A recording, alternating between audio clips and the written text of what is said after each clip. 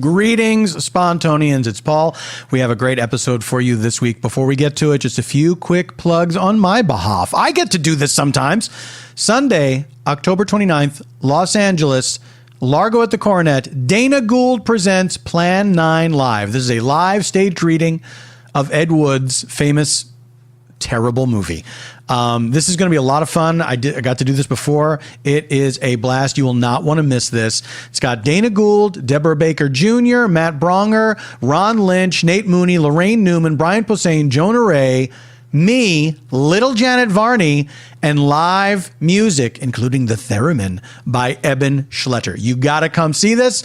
Largo with the Coronet, Sunday, October 29th. What a spooky mistake I just made. Also, there are still tickets for Sunday, the 10th of December at the Theater at the Ace Hotel. This is my favorite venue in Los Angeles. It is a beautiful, beautiful stage. Theater at the Ace Hotel. PCast Blast 17. I did not come up with that title. Let me tell you what it is. The best comedy podcasts of all time, excluding mine, team up for a Monsters of Rock style all-day super event. Starts at 3 p.m. And here's the podcast lineup. This is amazing. Playing Games with Jimmy Pardo. Improv for Humans with Matt Besser. Hollywood Handbook with Sean Clements and Hayes Davenport. How Did This Get Made with Paul Scheer, June Diane Raphael, and Jason Mantzoukas. And Comedy Bang Bang with Scott Aukerman, Lauren Lapkus, and me. And probably some surprise guests. This is going to be a lot of fun. Theater at the Ace Hotel, Sunday, December 10th. PCast Blast, not my title, 17, referring to the year 2017. Not that we've done this 17 times and haven't told you about it. All right. Paul, it was 16 times if this is the 17th one. Shut up! Enjoy the show. Hi. Hi there. Hello. What's up? It's time. Sometimes I wonder, do I say hello enough at the beginning of the show? I think the conventional wisdom is to say hello once, and people feel that they've been acknowledged. But I don't think we're making a big enough deal out of hello. We blow right past it. Like, hello, we got that out of the way. Spend some time with it. And I know you're going to say, because I know you, and you can't let me get 2 fucking words out, you're going to say, but Paul, we say like, how are you? How's it going? What have you been up to? That's not hello, dum-dums. See? This is what happens. You try to challenge me and you lose. I'm saying, why can't we say hello to each other a few more times before we get into the small talk? And here's why. And let me teach you a little trick. The small talk will get better because as we're saying hello, we're stalling to think of good questions to ask. So let's say it's a minimum of 5 hellos back and forth, 10 hellos total. During that time, you thought of a great small talk question, such as, have you ever seen inside of a human body? Isn't that better than, what's been going on? If the answer is no, the follow-up obviously is, do you want to? Do you want to go to an operating theater that's, in the hospital, that's where they have the bleachers, and you can see a surgeon open up a human being and you can look inside at all the guts? Do you want to do that with me? See? Now people are getting connected. They're not just humoring each other, which is what we're doing, guys. We're humoring each other. You're asking these bullshit, your little questions. Now I'm worried that someone's listening to this for the first time and they think that this is my persona. Oh, you normies. How are you? I think society is fine the way it is. Yeah, you would, you piece of shit. Guys, I'm just kidding around. It's fine to say, how are you, to someone you know because you give a shit, right? Don't ask a stranger, how are you? Please promise me you'll never do that. Ladies and gentlemen, welcome to Spontaneanation with Paul F. Tompkins. I am the second part. This is a show where I invite... Things got real sprightly over there. This is a show where I invite a special guest on the program to have a free-form conversation with me, inspired by a blind question from a previous episode's guest. Then I invite a posse of improviser pals onto the show to join me in a narrative improv that is one continuous story as opposed to unconnected scenes, oftentimes utilizing details gleaned from the aforementioned conversation with the special guest to great comic effect. And it is all scored on piano by Mr. Eban Schletter. That's what he goes like. Ladies and gentlemen, it is my pleasure to invite this gentleman to the show for the very first time. You may know him as the host of his own show right here on this very network called Get Up on This. It's one of those command podcasts where it gives you an instruction. You also are about to hear about a new product.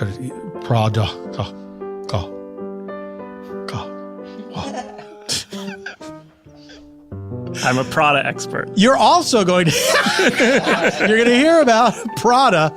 He loves to talk about it. You're going to hear about designer labels are my thing. He's a real label whore. You're going to hear about his new project, which I'm going to let him tell you about. Yeah. Please welcome to the show, Jensen Karp. Oh, hi, everyone. Jensen, hello. Oh, hello. It's nice to have you on the show. I'm happy to be here. I'm a big fan. That's very kind of you to say. Yes. Tell us about your new project. It's called Drop the Mic, and it is a TV show on TBS that stemmed from a sketch that I had brought to the James Corden Late Late Show. And basically, it's just an easy pitch. It's two celebrities rap battling each other. Yeah. It's the most ridiculous thing I've ever done, but my whole goal in it was to make it as credible, because I came up in battle rap, although I look like an accountant. And I basically made sure that all of these raps were good and strong. So when, Rascal Flatts goes up against Boyz II Men, it's not just funny because that's insane, but also because it's kind of dope. And it's on TBS, and it starts October 24th at 10 p.m. Oh, wait a minute. Yes. Is it all of Rascal Flatts battling all of Boyz II Men? All three of each go head to head, one by one at each other, yes. Is it always groups of three? No, it's usually individual. So we have Randall Park versus James Vanderbeek, Anthony Anderson versus Usher. We have... these are all beefs that have been brewing for a long time. These are the Tupac and Biggies of entertainment. Yeah, we look at sitcoms, we go, who hates each other? Mayim Bialik and Kunal from Big Bang Theory, Timothy Simmons and Tony Hale from Veep go up against each other. They are ridiculous, but they are dope, and you'll watch them and be like, they were actually kind of mean to each other. And we teach them how to rap. There's no such thing as my name is Tim and I'm here to say. We never never. No, we have rap. Oh. We have battlers who sit there and figure out. We have the real champions from King of the Dot and all these great places from online who are actual rappers, and myself, who was a champion in LA. We sit down with these celebrities and we teach them. Wow. Yeah. And everyone has done pretty well with it? Yeah. Without naming names, were some people harder? Some people are harder, others? Definitely. Yeah. No, there are people who come in like Randall Park or Vanessa Hudgens or Gina Rodriguez who can spit they could release a mixtape. But then there are people who come in that I have to really metronome them. You know what I mean? We really have to figure out where we're hitting. But they're kind of they're rewarding as well. That's kind of the fun of it. And James Corden is a guy who, when I came in, thought he couldn't rap, and now we don't even practice anymore. He's just he's like a little Eminem. He hosts the show as well. He is not our host. Our host is Method Man, who's my hero from when I was 16 years old, which is insane. And then we have a co-host, Haley Baldwin, my other favorite rapper. That's a joke. She's Stephen Baldwin's daughter. But anyway, it's method by profession. By profession, that is her gig. And so, yeah, those are our hosts. And James comes on and battles twice in the first season. Oh, okay. All right. He's not there every episode. And now me. No, but I'd like to tell him he should be. But no, we EP it, but then he comes on twice to rap against people. Is there any freestyling that happens? We had one guy come on. We usually like to stick him to the script, but when you ask Wayne Brady to stay to any script, sure. he immediately will then throw that script away. And so he makes a big show of it. Yeah, he he's holds good. it up. Yeah, puts it in a trash can. Burns burns it. Then makes fun of the writers. But yeah, he was really the only guy who went off the head. Yeah, straight off the dome. Straight off the dome. Thank you. Yeah, come on. Yeah, no, I'm proud of you. It's like being with Method Man. Oh, I'm sick of hearing that. Lord. Jensen, so tell me the details again, and it will be TBS. It's on TBS. October 24th. October 24th, 10 p.m. After us is Joker's Wild, the reboot with Snoop Dogg. So I don't understand why you wouldn't watch us. What? I have no idea. So if you want to watch the game show Joker's Wild, now hosted by Snoop Dogg, watch us first. Wow. Yeah. Wow. Why not? All right. Why not, guys? And is The Weeknd is hosting Tic-Tac-Toe, right? Or no? Yeah. And then Busta Rhymes is doing Card Sharks. Jensen. Yes. I have a question for you. Yeah, I love Prada, yes. That's the question. This famous biblical figure wears it. Robe. Job. Jeff. The devil. Come on, devil. Jensen. All right, fair enough. All right, here we go. This is our question from our previous episode's guest. Mm-hmm. This is a very direct question. Yes. Have you ever gotten lost? It is very direct.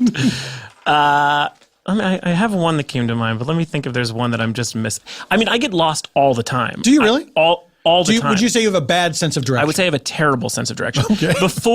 Okay. So in high school, just to even push this point, I worked from 15 on. I was like one of those kids who worked really early. I sold pretzels at a swap meet when I was like 14 or 15.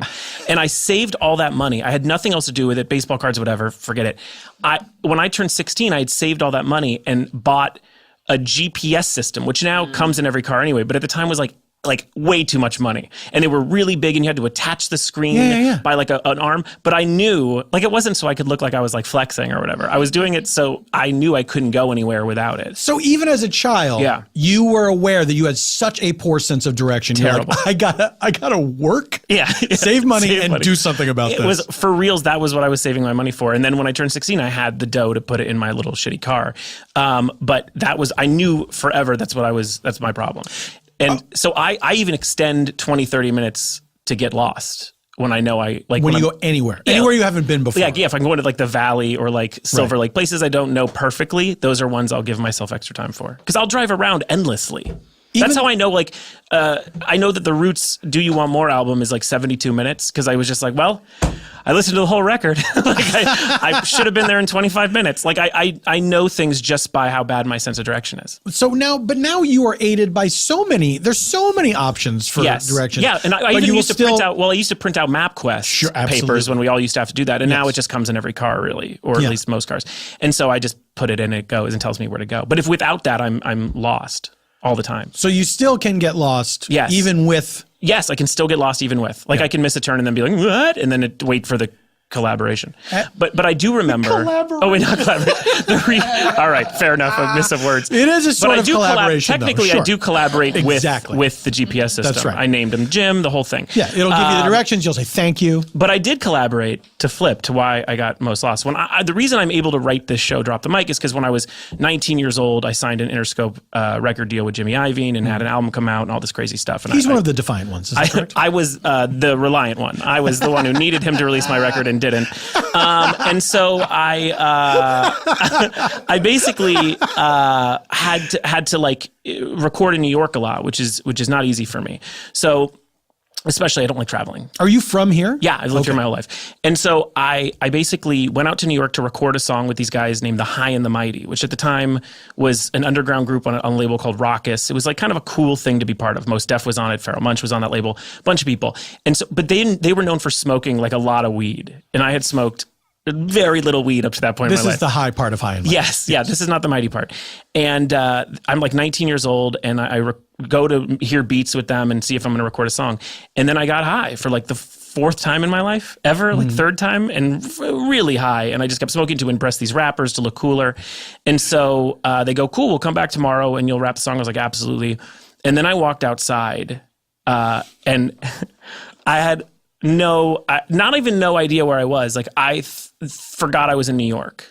Like I walked for 2.5 hours in a walk that should have been maybe 22 minutes. And the reason I know how long it was is because I called my dad at the beginning of it, who was from New York, and went, I'm on 53rd. How do I get to 7th? And he just calmly was like, you just subtract 53 from 7 and then walk that amount of blocks. Just like didn't even question why I would ask him that. Wait, did you tell him that you were high out of your mind? No, I just called him. You were just like casually, what's math like is basically what I asked him. Like, what do you say about math? And so he immediately gave me those dumb directions. And then I got home and then called my dad and said, I made it. And he said, it took you 2.5 hours. I was like, what? And then I assume I don't know how I got from 53 to 7 and it took that long. Like I literally just crawled. Do you think I don't know if those are exact. I mean, the numbers were crazy. That's all I remember. Do you think you were stopping and looking at stuff? I don't remember anything about it. I do remember at that time being like, man, I must have walked slow. And then I thought maybe I had like a water, but I didn't sit and eat. I didn't like go to TGI Fridays and have like mozzarella sticks. Like I didn't sit down to have like a full time. No. So in your memory, it's not like you had a blackout or you lost time. No, I just walked. It's just that you walked from there to there. Yeah. And if you would have asked me, I would have said that was the amount of time I was supposed to walk. And then my dad was like, that's insane. What you just did is insane. You crawled. I don't know where you went. And I didn't know where I went either. I just said, yeah, I got here at least, and then went to bed. I got here at least. The saddest part of that story too is that I just didn't do the song the next day. The guys were like, I don't really want to do this song. I was like, okay. And then I just went home. Wait, you didn't want to do the song? No, they didn't. They didn't want to. No. I hadn't signed my record deal yet, so they would have had to do it for free. So like once I got my record deal, it was like Redman and Fabulous and all these people did a song with me. But when you're asking for free songs, it's like you're also asking like, don't get high, we have to do it tomorrow. But then when I'd show up and they're like, we can't even talk, let alone write a verse. I was like, all right, well, I'm going home then. I'm going back to LA. It turns out we really like the getting high part. Yeah, they're not so mighty in the end. Yeah. But shouts to Mr. Eon. He's those guys. One of them's like the mighty part of High and Mighty is a DJ in Vegas, and then Eon's a property manager in Philadelphia. We all go our separate ways. Exactly. Yeah. Now, did you ever reveal to your father the truth of this journey? Not of being high then, no. I had told my mom later, the same month I got high with friends from high school, and I swear something had laced it, but that's also what like a nervous Jewish kid would say. And I ended up needing to be driven home by a friend who then told my mom that I was high because I couldn't hide it. And when people were talking, they would then freeze, then go in a circle, and then stop, and then talk again, then freeze again, and then circle again. Like crazy shit was happening in my eyes. So when I got home, my friends were like, he's high. That's why he thinks there's cactus all over that, which I did. I kept telling my mom, don't walk me into the cactus. And that was when the opening of like, I got high was allowed to be said in my home. You know what I mean? Like it was the seal breaker because I'll never again be so high that I see cactus. Right. Does that mean like everything since then has been better? Now, when you say people would talk, freeze, and go in a circle, yes, it's like they were physically in your perception, they were physically revolving. Correct. Like that. like they were on a Lazy Susan. Yeah. Yes. Or that amusement ride. You know the one I'm talking about, like the G-Force one that goes. Oh yeah. It's like that, but very slow. And then when it got back to where they were, they would talk again for a couple seconds, then freeze, then do the circle again, and that would keep happening. And I was like, this is a nightmare. I'm glad you brought up that ride. Yeah. Very quickly, I was once on that ride. It was around Halloween time at Six Flags Great Adventure. And we went to the park, a few friends and I. And this was in the age of camera phones. And I went to take a picture of us before the ride started. And the ride had just begun. And I thought, I'm going to take a little video. And I got reprimanded by an unseen voice from somewhere that said, sir, put your phone away. Why? Because you can't. Will you expose the secret? I don't understand what's left. It's going to ruin the illusion for kids. I don't understand. No, I think it's a safety issue that could have flown out of my hands. And then popped up and hit somebody? It could have like mashed their face in. And then, of course, the G-force would have gone right through their skull. But I remember as a kid, we used to go on that and we would hold a penny in our hands. Yeah, because who cares? Yeah, it was like. But this was a reputable. Yeah. This was a Six reputable Flags. carny. This wasn't a traveling. Yeah, this thing. wasn't like a toothless carny. Also, at that same that same night, there was a band playing somewhere in the park. Like a ragtime band? That makes sense. No, not a ragtime band. They were like Incubus? like who's playing? those are it's one or the other. It's either a ragtime band or it's Incubus. These guys were like a light metal band. You know what I mean? And so it was Halloween, so they were so it was a little edgier, Ghoulish, I guess. Ghoulish, yeah. It was not ghoulish. They were not like Kiss. They were not dressed up in makeup. But the part of their stage banter, they did curse. Somebody said "fuck." Are you having a good time? Because we sure fucking are. Whoa! And then they got yelled at. So someone walked over. It's like people with kids. Yeah, same voice goes up. Just please don't serve up. Same voice as the phone. Just like a guy he's somewhere in a tower overseeing the whole. Technically Westworld you were in, but yeah.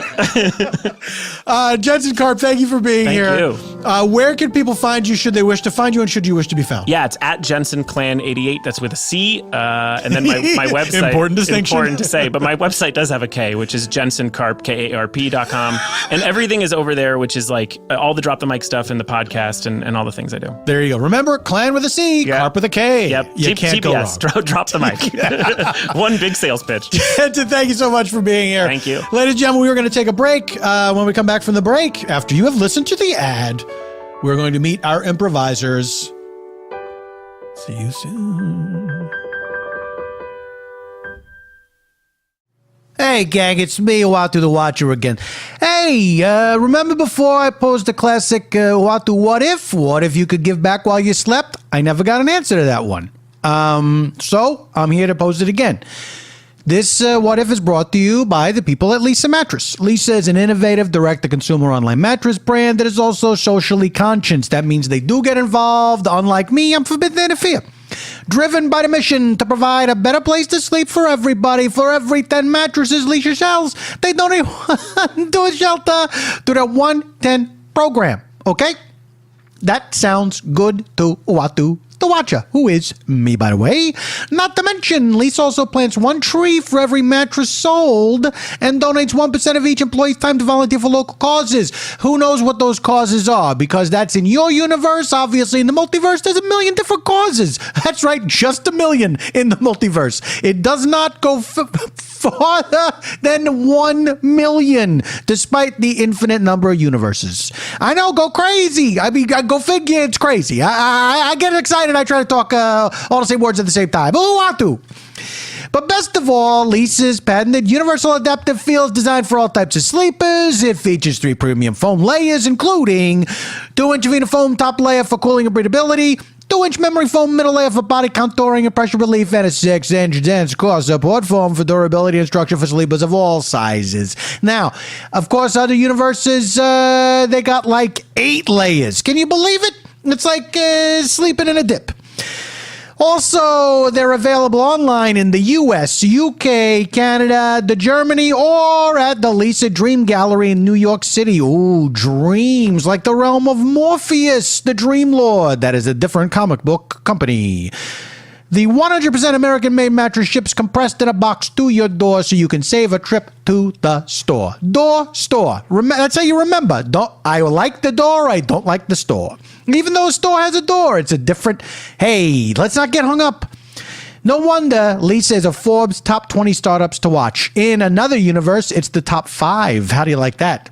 It is the top 5. 1, 2, 3, 4, 5, all Lisa. That's a crazy universe. Uatu, if you've received a mattress and have time, please give a personal endorsement. I shouldn't do the thing where I repeat my own name. I already sound too much like somebody else. Try a Lisa mattress in your own home for 100 nights, risk-free. 100 nights in your universe, not like other universes where a night is 100 nights. 1 night is 100 nights, so that would be, 1,000? I don't know. I'm Uatu the Watcher, not Uatu the Mathematician. You get free shipping always. And get $100 off when you go to leesa.com/PFT. That is leesa.com/PFT. The PFT stands for pretty friggin' tremendous. I had to clean it up at the last second. This is an ad. Welcome back. Guys, it is time to meet our friends from the land of make pretense. right across from me. This gentleman, he was here last week. He's here again. And that is nothing but good news. Carl Tart is back. Ladies and gentlemen, turn your radio down. You listen to WPFT. Turn your radio down! 30 minutes after the hour, we're coming back with the phrase that pays. Only you know it. I said it an hour ago. Now we're getting into some I'm Only Human by Human League featuring Eban Schletter. I like this. The idea it's existing songs, but then somehow Eban Schletter. So it went from, first I thought it was like covers that Eban was doing, but now it's the existing song. Eban's been grafted on. No, he's in the band now. He's in the Human League. So it's like a Zelig situation. Or are these bands re-releasing all of their music? No, he was in it back then. Wow. This is scary to think about. Carl, if you could time travel, where would you go? When would you go, I guess?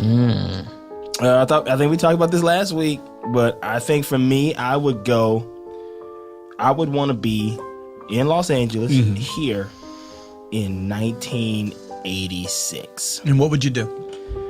I would buy a bunch of clothes, like a bunch of stuff that we wear now, but when it was like first coming out, I would go to like the hip hop parties from the Defiant ones, like Uncle Jam's Army at the Sports Arena. I feel like that was pretty tight.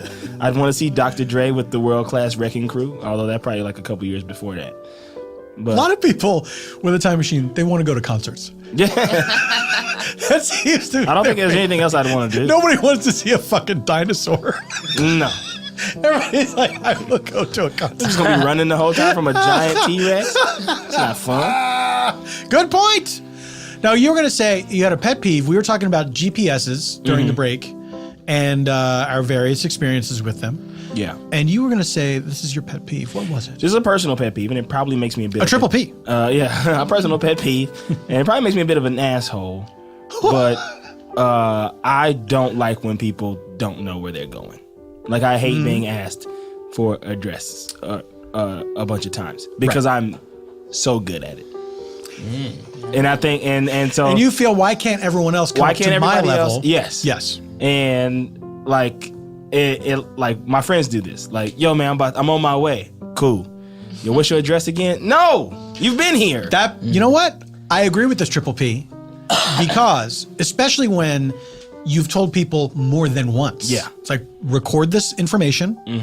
I can do it. You can do it too.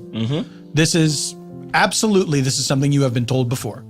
You can this is at your fingertips before you leave the house. Yeah. So you should be this is on you. Also, growing up in Los Angeles, I took the bus everywhere before I got a car, so I kind of just memorized the grid, like you know. You go. And just being here, I also like watch where I'm always watching when I'm driving or when I'm riding in the car with somebody, just in case they kidnap me and I gotta tell somebody this is where you go. This is how you get there. Do you ever close your eyes and try to listen to the sounds? So in case you have to tell someone, in case you do get kidnapped, you can tell them, I am near a train station. I keep my eyes open and listen to the sounds. Well, that's probably smarter than my plan. I want to see and hear everything. My office right now is deep North Hollywood, a place that I've not spent much time. Right. After the first day driving there using a GPS, I never had to use it again. Only time I use GPS now, like Waze and stuff, is when it's somewhere that I absolutely have never been. Right. And I want to know what time should I be expecting myself to be there. There we go. Carl, you've made an excellent case. Something for us all to think about. Ladies and gentlemen, seated right next to Carl, she's also back this week, Colleen Smith. Hello. Colleen, you are, in a way, the opposite of what Carl was talking about because you just said you go to your brother's house, you have to ask him where he lives. I have a thing of, I moved to LA, and for the first 6 years, I took the bus everywhere. So all I did was stare at bus maps. So I knew Santa Monica and like bus routes, you know, because I lived in Santa Monica, so it was like the big blue bus maps. But then I knew LA really well. Some of that has slipped because now I drive a car and whatever. But When I took the bus, like, I knew this city. But the second I get into the valley, it makes no sense to me. Like, I know where, I'll, like, scoff at someone who's like, is it north, south, east, or west? Like, how do you not know? But when I get in the valley, I don't know where anything is. I'm like, where's Paramount? Like, I look for this. Is Paramount even in the valley? No. I just look for, like, the studios or that big building next to Disney. There's a big tower, right?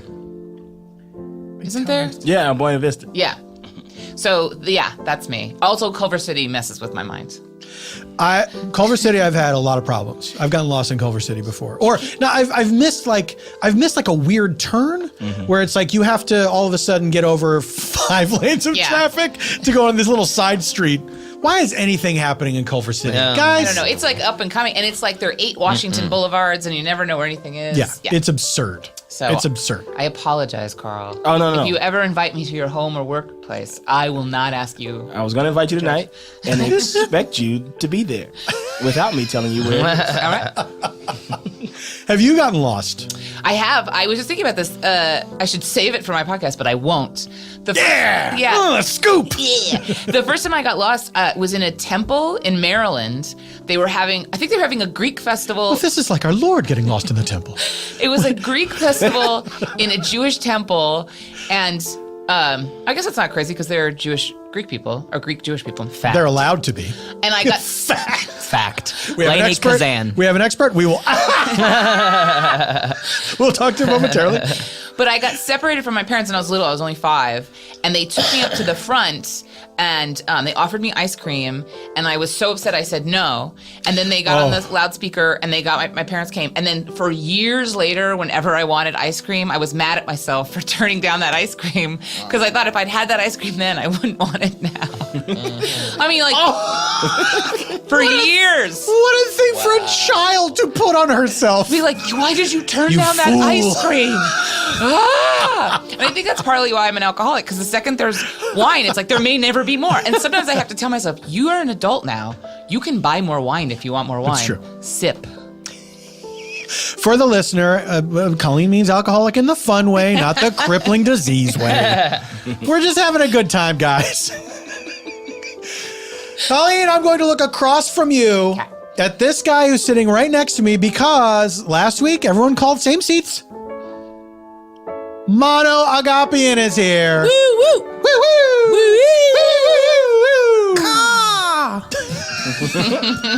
Mano, how are you? I'm great. You are our Greek expert.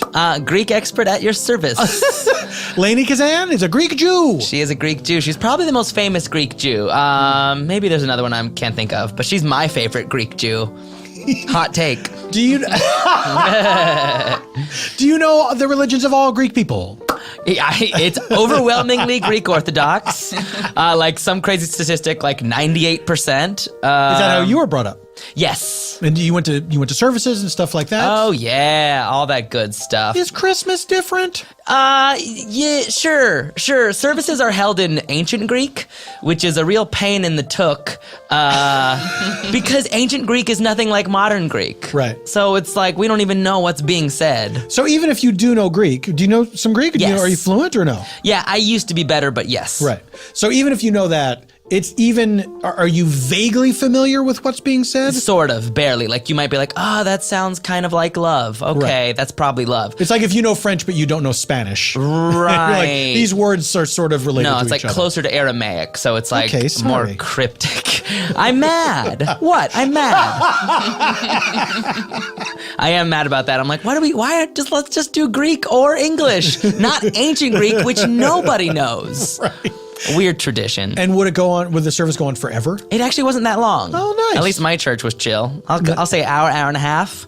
Oh boy. Like a nice Disney animated. I mean, for a special occasion, like a typical Greek service, just like is it Sunday? I don't even know that much It's Sunday. about it. Okay. It's pretty much Catholicism, Right. except we don't dig the Pope. It's literally we're just like, no, we don't need a Pope. Do you have a church leader? We have a archbishop. Okay. Yes. He's the guy who oversees everything. Yes. And he is elected? I think so. by It's a whole whoever he's nominated by. Yeah, there's a council archbishops of- and bishops and priests, blah, blah, blah. But even, but basically in Greek Orthodoxy, it's like we don't need a conduit like the Pope. Right. We whisper our secrets right to God. You don't ask the saints to intercede? Oh, you know what? They do like saints. Yeah. They like saints. Anyway. The saint, when I was a kid, I never grasped the idea of asking the saints to intercede on your behalf, which if you're not raised with religion, basically in Catholicism, you pray to God, and the knock against Catholics always is the idolatry thing because they have an image of Christ on the cross. Right. So rather than just a cross, so it's you're worshiping graven images. But you can pray directly to God if you want. Yes. If you want a little help, you can pray to the Hit up a saints and saint. say, "Hey, could you tell God that I really need this?" And they're specific. There's Yes. like a saint Saint of for everything. any problem you got, there's a saint for Yeah. it. Like saint of tiny animal wounds. That's right. You pray to Saint Gabriella. That's Like there's That's right. everything. yeah. If you got bit by a dog, There's you one pray to that's a her. protector of children, and that's real. That's like a real one, which is great. What do you mean that's a real one? That's a real one, I think. I think that's a real saint. But That's that like one makes more sense than the small animal bites. okay. Well, Oh, I had a lot of small animal bites growing up. That's not the hardest one to believe. I just say I was hitting up Gabriella a lot. The only one I ever prayed to was Saint Anthony when something was lost. Yes, Yeah. yes. And one time probably Saint Jude, the patron saint of lost causes. Oh, Where it's like, Saint Jude, I'm having a hard time. Saint Jude. Make this girl love me. And when's the last time you set foot in a church? Oof. Well, boy, that's not good. A while. Well, actually, when I was at the Los Angeles Greek Festival, and my friends were like, "You want to see a very gaudy church? Let's walk inside this Greek Orthodox church. It's gorgeous, but it's very gold. Bit much? It's a bit rich. There's no restraint in a Greek Orthodox church. There's just like, if there's a blank spot, there's an icon going in that spot. But that was probably the last time. I was a little bit more there for the food and drink, if I'm being honest. Well, sure. Yeah. Does your mother give you a hard time or does she not care? Yeah. Like, but I have to admit, I don't fully report. I'm just like, I don't fully report. I'm just like, yeah, church, Yeah. cool. It's great. Church is great. Sure, love I'm it. not mad at it. My mother used to, when I stopped being religious and she still was, she would not give me a hard time, but she would say, like if I was home on a Sunday, she would say, I'm going to church. It would be nice if you came. And I'm like, I bet it would be, Mom. But I'm all set. Thank you. I'm good. Thank you very much. Then in later life, she became an atheist. Oh. Dang.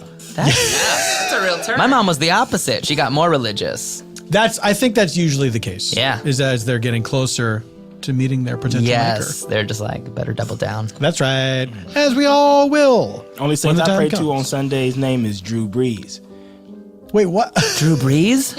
New Orleans saint. Ah! Football jokes? Don't say we don't have them. Thank you, Carl Tart.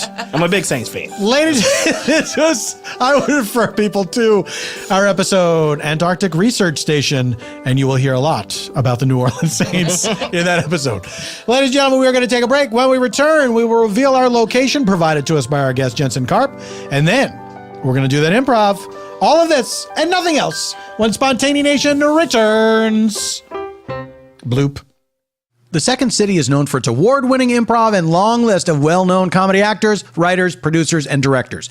Tina Fey, Harold Ramis, Bill Murray, Adam McKay, Steve Carell, Steve Colbert, A.D. Bryant, among many, many others, have performed or studied at the Mecca of improv comedy. But did you know thousands of students take classes at the Second City Training Center as a hobby, for professional development, or to beef up their writing or presentation skills? It's true. That's right. You don't have to be an SNL, Saturday Night Live, hopeful to take classes at the Second City, SC, Training Center. You don't even have to live by their Chicago, Los Angeles, or Toronto locations. Hundreds of students take comedy writing online and fly in for the 5-day summer and winter workshops. The Second City Training Center offers 8-week, 4-week workshops, and $20 weekly drop-in classes. Oh, fun. For experienced and new students. Classes are offered 6 terms a year in improv, sketch, and satire writing, stand-up, acting, musical improv, very hard, voiceover, filmmaking, and producing. I have a question for you. Are you ready to add some fun to your weekly routine? I can't hear you! Go to secondcity.com/TC or call 312-664-3959 to find the best class to advance your entertainment career, make new friends, or polish up your presentation skills. That's secondcity.com/TC or call 312-664-3959. Welcome back, guys. During the break, we discussed how sugar is killing us. Ladies and gentlemen, it's time to reveal our location for our improv provided to us by Jensen Karp. But first, just so you know, in order to aid us in our storytelling, we use 3 sound effects that move us about in time. Let's say we need to go into the past for some reason. Someone is having a memory. We're learning how something came to be.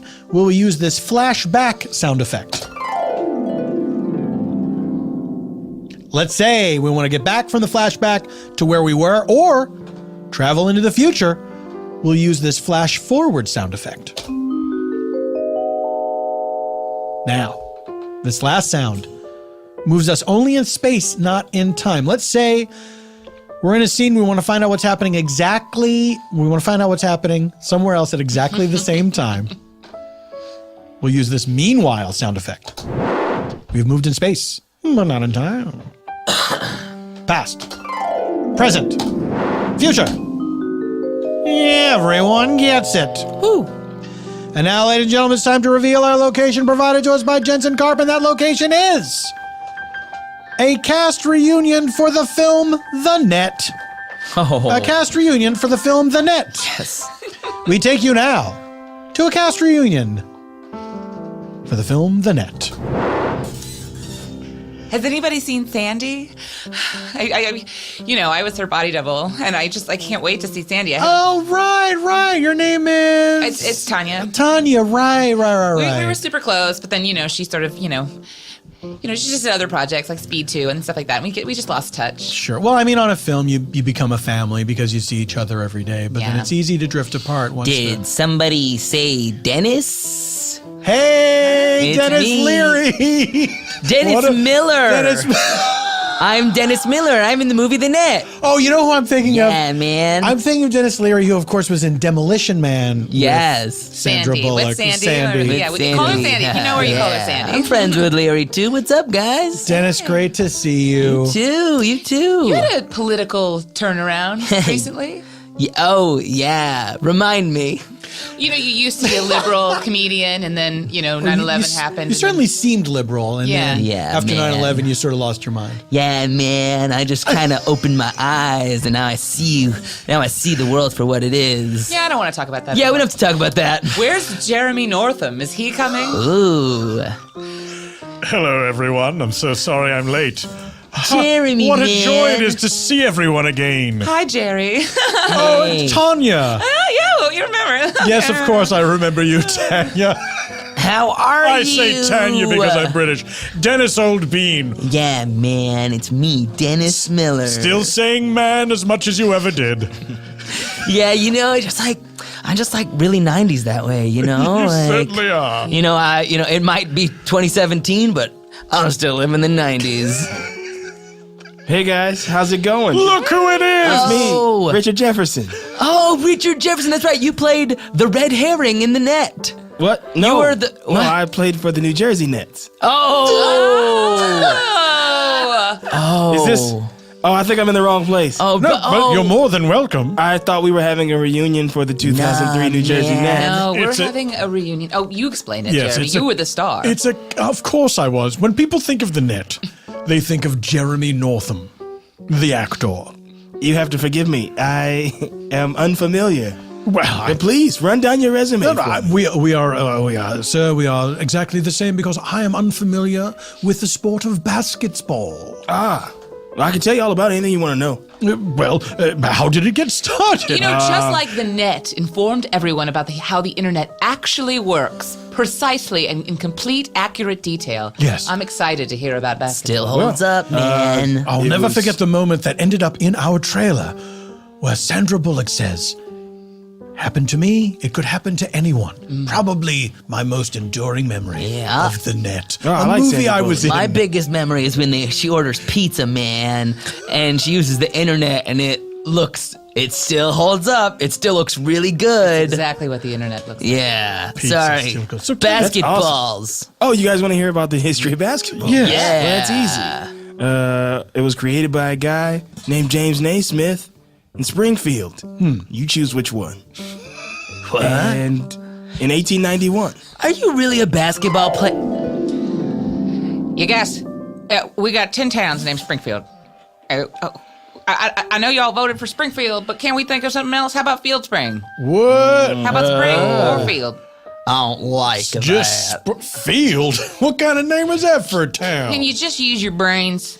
I get it. We have springs. We have fields. Lots of states, lots of counties got them. How about Rock Tower?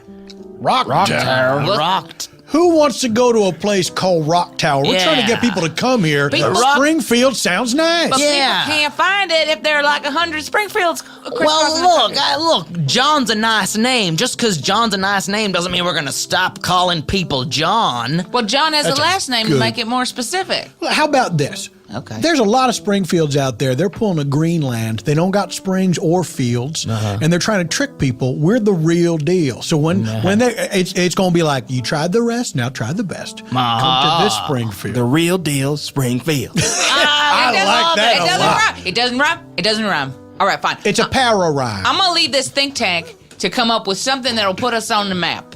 I'm thinking a food or a sport. All right, okay. If you can come up, I mean, look, I don't know what you can come up with. It's 1891. Everything's been invented. Sure. So you go ahead, Jim Naismith. Oh, yeah. See what you can figure out. Hey, James, will you please get those damn peach baskets out of this think tank? Oh, so many empty peach baskets. Get them out of here. We ate all the peaches. Well, I just wish someone would put those peach baskets up high where I didn't have to look at them. Why don't you do it? And that's how it was created. That's fascinating. Well, man, it's freaking my brain out hard. Hey, I know you. Yeah. You used to host Weekend Update on SNL. Oh, yeah, I did. I was very unpopular, man. You switched political religions. Yeah. Oh, that's right. They're political religions? Yeah, that's what I call them. Oh, yeah, you call them. Yeah, man. Were We don't you- have to talk about it, though. Now I'm a conservative monster. Dennis, were you very unpopular? I thought you did quite well on that show. People you enjoyed think people liked me? I think people did, yes. I guess I just felt like after I was in one movie, The Net, and then never a movie ever again, people didn't like me. You know what I think it is? I think people confuse you with Fisher Stevens. That could be. You Can both I have that awkward- confess something to you guys? Yes, please. That's what the net is all about. The reason I... One moment, Dennis. Please. The Net is all about being able to say whatever you want. That's the movie, The Net, the cast, what the family that we've built here. The New Jersey Nets are about playing basketball in an unfavorable state and then moving to Brooklyn, New York. That's what they're all about. That's what they're all about. Yeah. Well, then you'll feel my pain because growing up, everyone told me I looked like an accountant. They just said, oh, good luck counting numbers, nerd. And hey, why don't you crunch this report with numbers on it, nerd? Oh, children can be so cruel. And I said, I don't look like an accountant. I can be anything I want. And that's why I started saying man a lot and doing comedy. And the long hair just above the shoulder. What a look for a man. Timeless look. Yeah. It's fuzzy, but also flat. That's my truth, guys. I'm sorry, what was your name again? Richard Jefferson. Richard Jefferson. I play yes. for the Cavs now. Did you? Oh, congratulations. The part of the leg? No, the Cavaliers. Oh, I'm Cleveland. sorry. Oh, I do apologize. He was cavalier with the name. We joke around a lot. We joked around a lot on the set of The Net. Yeah. A lot of jokes on that movie, even though it's a very sad It's a story. very sad story about the net, the internet. About the net ruining someone's life. I gotta watch this movie. You've never seen it? Never heard of Oh, Let's show you a scene Oh, from please. the net. Tommy, I've sent you a package. It has, if you click on it, click in the left right-hand corner, there's an icon. It'll open you up to all of these things and secrets that no one should know. I don't know. You're going crazy, man. I'm at the convention center for technical stuff, and I'm assigned into a modem. And there's an evil British man that I met on vacation. Okay, and you're saying someone's trying to steal your identity? Somebody did already. She took it over. She has an ID. It looks exactly like me. Who are you talking to? It's me from before. I know. I've already figured out that you're evil. You've revealed your true intent. But we have sexual tension. Yes, we do. I'm running away now. Well, there she goes. What'd you think? Oh my God. Honestly, I am blown away. Oh, what a relief. Oh, yeah. I was worried you wouldn't like it. The writing, the dialogue. Was I too big? No, not at all. You were at perfect level. Oh, sick. That scene didn't have enough mans in it. I am ashamed of the editor. Can I tell you something? Please. There is another internet movie that might be just as powerful. Which one? Don't say it. Hackers. Starring Angelina Jolie Jolie and Johnny Lee Miller. They met on that film and fell in love. And Fisher Stevens. Maybe that's why. No. What? What's happening? You were both in computer hacker movies, Yes. and so people are conflating you with one another. No, I'm Dennis Miller, man. No, I know we're you are. saying I had a show on HBO. I know. There was a British male lead, one doing a terrible American accent and one not bothering. Correct. And then there were two young women who were about to be on the verge of Which becoming... one was I? What? Which one was I? You were in the net. Right, but did I do the accent or You not? did not. Yeah. I did not. You I did refused. it. You You passed stayed my test. pure, yes. Thank you. Oh, wait, guys. I feel like you guys, I have to tell you another secret. What is it, Dennis What, Miller? Dennis Miller? I want to know too. Please tell Richard Jefferson of the New Jersey Nets. He plays for Dennis the Cavs. Miller and Fisher Stevens. Fisher Stevens are one and the same. Quick, quick, boom, pow, boom, This is my real Fisher Stevens Caused him to voice. dribble. Oh, no. boom, pow, boom, pow, boom. Hey, calm down. Look, I kept this awful secret. I got obsessed with changing who I am at a young age. I don't want to look like an accountant. I want to be a comedian, and maybe I want to be an actor too. What was at a young age, what was the deciding factor that made you do this? So here's what you do. Like, we're going to absolutely, we're going to do stand-up comedy. We'll record your stand-up comedy album. Absolutely. But first, I want you to eat a pan of these brownies. Okay. Okay? These normal brownies? Just normal, you like brownies, right? Yeah, I like brownies. Yeah, just eat a pan of them. Okay. And then tomorrow, 7 a.m., right on the dot, we're going to record your stand-up album. Sound good? Feels like an interesting choice. I don't know if I want to eat a whole pan of brownies. I could eat one. You're telling me you're a kid, you don't want to eat a whole pan of brownies when someone's offering them to you? I don't know. I don't think I'll ever regret this. Luke, can I talk to you over here? Yeah, sure. 1 second, bro. What's up? I don't want to like criticize you because I know we're just like trying Yeah. to work on a relationship, but I don't really understand your business model. You're giving away free pot brownies to young comedians. Yeah, here's my business model. And I can't believe I have to walk you through this again. Okay. I record people for free. All I ask is that they get super fucked up high the day before. And okay, so now I understand this process up until this point. Yeah. But like, what's the end goal? Well, okay. This is the first time that I'm doing it, so I don't feel like I need to have all the answers. I'm learning this as I go, and I would ask you just to, understand that. Okay. I just don't want to be critical or anything. I'm just saying, like, maybe. No. I appreciate it. Okay. Hey guys, sorry to interrupt. Studio's closing in 20 seconds, so everybody needs to leave the building. Oh no! Okay, you got to wolf down those Oh brownies. no! And it took you 7 days to find your home. Yes, I lost all frame of reference and identity. I lived 2 doors down, and it took me 7 days. From that moment, I decided I could be anyone I wanted to be, so I started changing my identity. So you decided to be, other than pick one identity and stick with it and say, this is who I am. You decided to be 2 people? Are you merely 2 people, or are there other personalities? I don't want to go into that. I have so many identities. I just wanted to have a nice, peaceful reunion with everyone on the net. As you know, is a normal thing to do, to reunite the cast of the net. Have reunions every year. Yes, and Sandy's never come. She never comes. She's never come. She Which doesn't Sandy are even- you guys talking about? Bullock. Bullock, Sandy Bullock. Oh, Sandra Bullock. Yeah. Do you know her? Yes, my favorite movie is The Heat Oh, yeah. and The Blind Side. What is it about The Heat that makes it your favorite movie? How hot it is. Yeah, man. And The Blind Side has a sport in it. Yeah, That's true. football. American football, I call it. All right. Oh. All right. Sorry. No apology necessary. I wasn't apologizing. No, so she.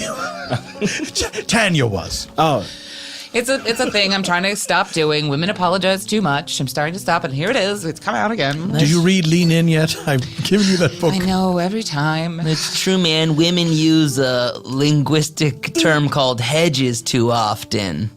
It's like when women say, I think or I believe instead of just stating their opinion, man. Are you critical of that, or are you on board with that? No, I'm saying women should feel the power to not use hedges. Perhaps if you'd softened that argument with one of your famous references. Oh, one of my Millerisms? That's exactly right. Oh, yeah. Benghazi, more like Ducati. ooh, like the motorcycle. What do you think, guys? That's another. Is there anything in there? And they're like, let's work it out, let's workshop it. Is there something in there? Result. Hey guys, you mind if I grab a plate of these Swedish meatballs? No, go to Please, hell. they're for everyone. I feel like we've been rude. What? All No. we've been doing is talking about our careers and other movies we like. The net. Tell us about you. I've enjoyed this tremendously. I've never gotten to hang out in a room full of celebrities. Dennis Stevens. Sure. We got Sir Arthur Conan Doyle over here. And And Tanya Harding. I don't wish to be rude, Mr. Jefferson, but Sir Arthur died many years ago. My name is Jeremy Northam. Oh, excuse me. Perhaps you're. Ladies and gentlemen, we're honored to have an out loud live reading of one of Sir Arthur Conan Doyle's most famous works, The Hounds of the Baskervilles, with none other than Jeremy Northam, Chitue Ejiofor, and Dame Maggie Edith Smith. And go. Chapter 1. Holmes knew something was afoot when Watson burst into his study and said, Hey, excuse me. I must ask you for a favor. You see, my mother is coming into town and I have no way of picking her up from the airport. I was wondering if maybe you could pick her up. She's flying in to London Gatwick at 5:30 p.m. Holmes sighed a weary sigh. Watson, classic Watson. He responded, Of course, Watson. I will pick your mum up from the airport. Oh, great. Thank you so much. It's going to be amazing. May we get to my part? Mrs. Baker asked. No, what's her name? Mrs. Hudson. Mrs. Hudson. Oh, playing was going Mrs. by Hudson. a different identity. Oh, Mrs. Smith. May we get to my part? Mrs. Hudson asked. Referring to my hair, of course. What do you think of the part in my hair? Watson shook his head. I hate it. It looks awful. I don't like it at all. Holmes smiled because he knew it was opposite day at 221B Baker Street. Yeah. I don't have a lot of criticism. I thought you all did an incredible job. Thank you very but much. Thank you. You're improvising. We provided you with the script. Yeah. It's about over 100-year-old document, and you added airplanes and modern transportation. Well, we were just watching a program on TV called, what was it? It was on TBS, and we were just terribly inspired. That rap battle show? Yes, that rap battle show, and I thought if they could come off the dome, perhaps I could too. I think if that was the intent, sure. Maybe even to modernize it, fine. But to literally read from the book and not... Well, you don't think Sir Arthur intended The Hound of the Baskervilles to be a living document? I mean, I imagine he just did... I just felt it was more situational Yes. banter that didn't really go anywhere. Terribly sorry, everyone. I just had a strange vision of my future. Really? Yeah, you were gone for a while, man. I've been slapping you for like 30 minutes. Oh, that's why my face is stinging. Good God, man. Guys, I really wish Sandy would come. I know. I miss her. Did somebody say Sandy? Oh, my word. Sandy! I can't believe it. Sandy, what happened? Did you get lost? I did for the last 20 years. I know you guys have been having these reunions, but I wanted to wait for one that was special. No, Sandy, you got So, I'm sorry. Did you get lost for 20 years, or I got were you? lost in a terrible marriage. Oh. I got lost making Miss Congeniality too. Yeah, that Even sucked. Benjamin Bratt wouldn't come back. And Speed too. Even Keanu wouldn't come back. What about the Heat 2? What's keeping that? Melissa's got a busy schedule. That's what I want to see. Hey, Sandra Bullock. Uh-huh. My name's Richard Jefferson. I know who you are. I'm one of those girls who follow sports. Oh, that's awesome. I thought this was, let me explain to you why I'm here. Uh-huh. We usually have our New Jersey Nets reunions in this same multi-purpose room. In the same? I didn't realize it was in the same room. Yes. And so I showed up, but I just looked on my calendar. I think it's tomorrow. But stay here. Oh, I've already stayed. I've gotten into the Swedish meatballs. They're delicious. I forgot that this convention hall, they book their events in alphabetical order. So, of course, the net would be today and the Nets would be tomorrow. Oh, you always were so smart. Well, I'm British. Oh, shoot. Is it Saturday? I'm here for the moms meeting. Is that on tomorrow? The moms meeting. Yeah, I see the Nets basketball team is meeting today, but Yes, I was invited to go back. We operate alphabetically, Oh, so that would have shoot. been So a the day- days a ago. couple of days ago. Oh, I forgot that I don't understand the alphabet. Okay. Yeah, the ophthalmologist convention is happening, but not. It's after the nuts. Oh, There's the okay. nuts, and then there's the nuts. Oh, shoot. Oh, I'm in a real bind here. Can I just stick around and hear what you guys are talking about?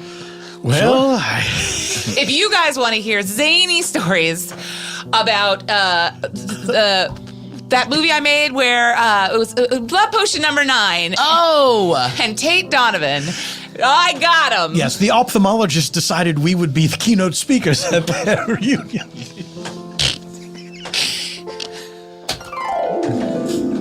This convention center doesn't make sense, man. It seems like it has a very rigid way of doing things. Weird if you ask me. All right, Dennis Miller. Or are you Fisher Stevens today? Which one will get me apart? Probably Fisher Stevens at this point. He has a friendship with Carrie Fisher. He made a documentary, so he's really warmed and endeared himself into a heart. Yes. Yeah. I mean, all jokes aside, yes, a lot of people are very touched by it. I played in the NBA with a guy named Derek Fisher.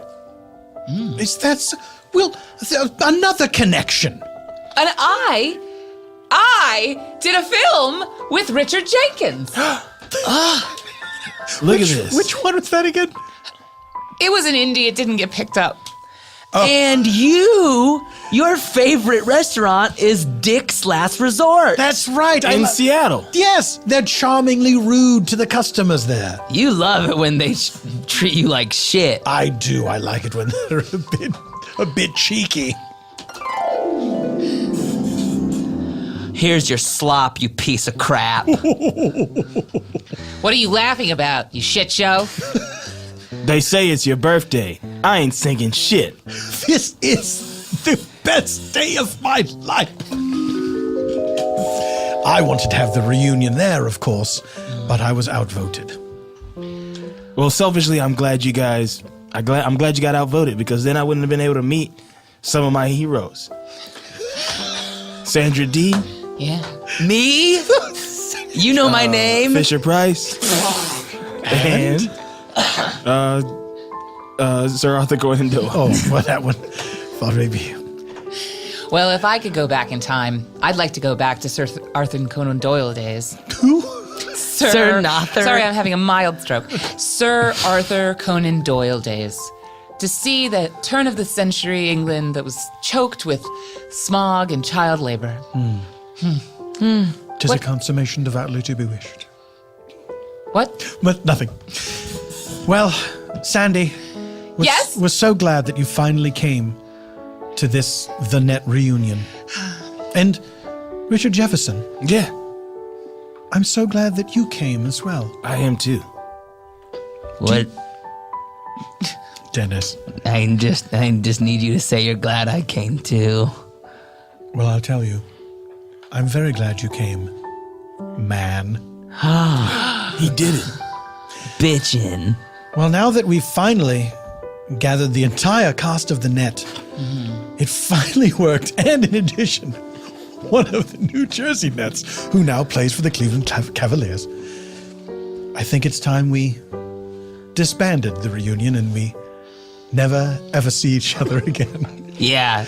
Unless we get an invitation to another reunion. Right, but when you think about it, it makes no sense that a cast and crew of a movie meets every year for many years after the movie was released. Does it make no sense? Or does it make all the sense? Sandy, Sandy. you've done it again. Please get me a job. Get me a job. And it all happened in a place called Spontaneanation. Mano! Hi. Where can people find you? What do you want to plug? Oh, at Mano Agapion on the social medias. You can see me at UCB Franklin with the Team Winslow. You can find me on the podcast Horny for Horror. Yeah, and you might see me on Bajillion Dollar Properties or Crazy Ex-Girlfriend. Crazy extra, you dropped that into the mix after last week. I know. Congratulations. I look forward to it. It's one of my favorite shows. I look forward to It's seeing you on the show. best. Do you get to sing? I think so. Yeah. Let's see if it's singing or just screeching. We'll see. Oh, I hope it's not just screeching. I hope it's singing. Okay, yeah, then yeah, singing. Colleen Smith! Twitter at Colleen Smith, on Instagram at Colleen Marie Smith. I do it on often enough that you should go, and if I'm not in it, it's great. The Crazy Uncle Joe Show at the Groundlings. That's right. We're gonna get Paul to do it. I say it every time I talk about it. I will do it again, I promise. And then that thing I couldn't talk about last week, I probably still can't, but it involves puppets. Oh, And back in the pups. Melissa McCarthy. Oh. Let me know if I need to cut this out at the time. I don't think you will. Okay, good. It's already on IMDb. Oh, there you go. Everyone shut up. Carl Tart. Catch Ghosted Sunday nights. Woo! At 8:30 p.m. between Simpsons and Family Guy. You can catch me at the UCB Theater. I'm on all things social at Damn It Carl, DAMMITCARL. And also, if any local radio stations want to hire me, every time I do that at the beginning of the show, it's a cry for help. I would really love to be a morning DJ, a midday DJ, a nighttime DJ. I don't have a degree in communications, but hire me anyway. I'll be fun. There you go. I think let this serve as your demo reel. Yes. Carl, I think, is bringing it radio style every time he appears on this show. Come on, people. Get your act together. Play all the Eban Schletter jams. Eban Schletter. You can find him at Eban Schletter on all the things. EbanSchletter.com. You can see Eban's other projects. Please do check that out. How do you spell Eban Schletter? It is simple, you goddamn idiots. I am EbanSchletter. As for me, PF Tompkins on all the things, go to paulftompkins.com/live so you can see where I'm going to be. Give us a review on iTunes. We're going to start reading reviews out loud. Won't that be fun? Yeah, it will be. Thank you to Earwolf for hosting the podcast. Thank you to engineer Cody for weekend engineering us all the way to the end of the show, which this is. Goodbye forever. Until next week, this is Paul F. Tompkins saying, Semper in Presenti.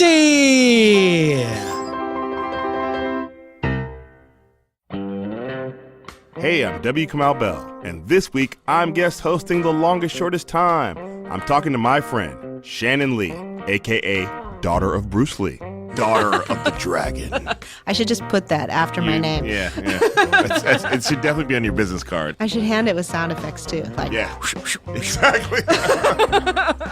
Bruce Lee died when Shannon was just 4 years old. She talks about how weird it is for the world to know so much about her father.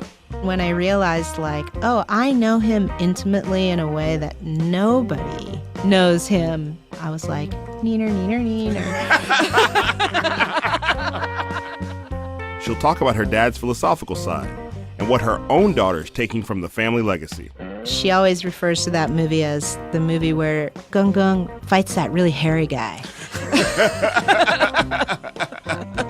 For those who are not aficionados of Way of the Dragon, that hairy guy is Chuck Norris. That's right. This week on The Longest Shortest Time. What-a?